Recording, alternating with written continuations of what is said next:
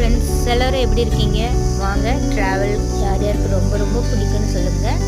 இது என்ன பிளேஸ்ன்னு சொல்லி கண்டுபிடிங்க. கடைசி வரையும் பாருங்கள். கண்டிப்பாக ட்ராவல்